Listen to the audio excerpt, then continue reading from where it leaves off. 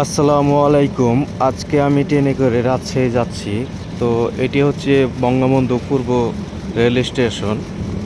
তো এখন আমাদের ট্রেনটি থামবে। তো আমাদের ট্রেনটি মূলত ক্রসিংয়ে পড়েছে, এর জন্য এই ট্রেনটি এখানে কিছুক্ষণ থামবে। তো বঙ্গবন্ধু সেতুর উপরে একটি ট্রেন আছে, এই কারণে আমাদের এখানে যাত্রাবিরতি একটু দিয়েছে। তো এই যে এই ট্রেনটি বঙ্গবন্ধু সেতুর উপরে ছিল, তো এখন সেই ট্রেনটি এখন চলে যাওয়ার পরে পরে আমাদের ট্রেনটি ছাড়বে বঙ্গবন্ধু সেতুর উদ্দেশ্যে।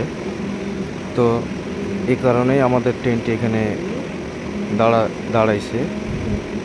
তো এটাকে ক্রসিং বলা হয়, এই কারণেই এই ট্রেনটি এখানে থেমেছে। এই ট্রেনটি চলে যাওয়ার পরে আমাদের ট্রেনটি ছাড়বে।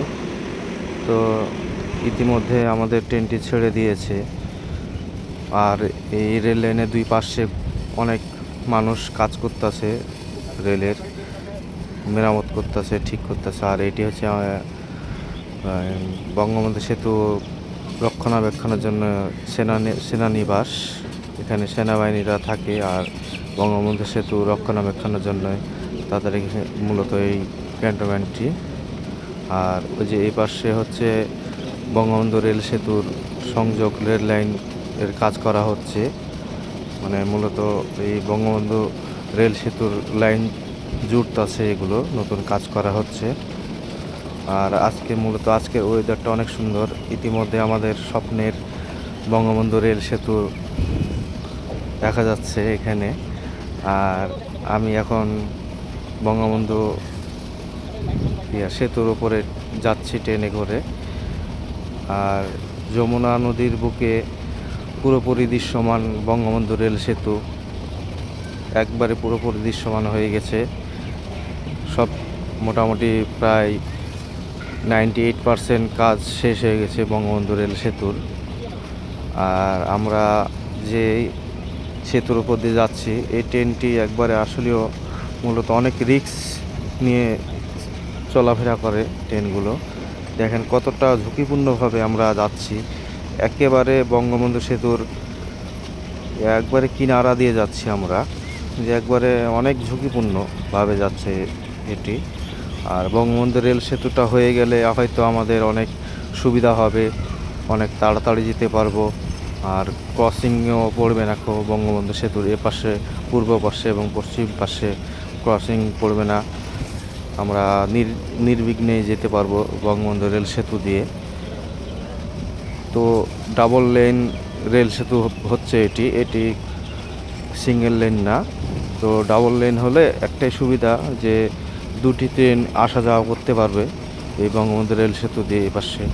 আর আজকের ওয়েদারটা অনেক সুন্দর, সূর্য অস্ত যাচ্ছে পশ্চিম দিকে। আর এই পাশে হচ্ছে অনেক সুন্দরভাবে বাস চলাচল করতেছে অনেক জোরসে। এই যে পাশে দেখেন কত সুন্দর, এটা হচ্ছে টাঙ্গাইলের পাশ, আর এটা হচ্ছে সিরাজগঞ্জের পাশ, এটা পশ্চিম পাশ। তো অনেক গাড়ি চলাচল করতেছে এ পাশ দিয়ে অনেক জোরসে।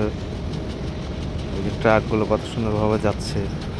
তো অনেক সুন্দর লাগলো আমার এই ভিডিওটি করে। আর আজকের আবহাওয়াটা অনেক সুন্দর, এই কারণে ভিডিওটি করে অনেক ভালো লাগলো। আর এ পাশে মূলত বঙ্গবন্ধু রেল সেতুর কাজ চলতেছে, এবার ধুমছে পুরো দমে, একবারে কাজ চলতেছে। আর আমরা যে কতটা এতদিন যাবৎ কতটা ঝুঁকিপূর্ণভাবে এই ট্রেনগুলো চলাচল করে আসছে, হয়তো আপনার এই ভিডিওটি দেখলেই বুঝতে পারবেন।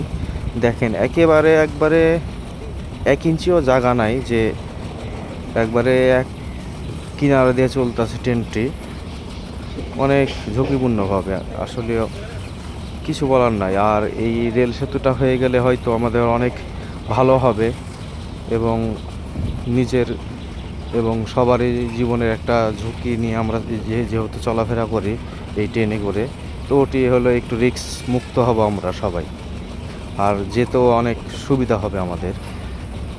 এই বঙ্গবন্ধুর পূর্ব পাশে এবং পশ্চিম পাশে আমাদেরকে আর থেমে থাকতে হবে না পারাপার হওয়ার জন্য।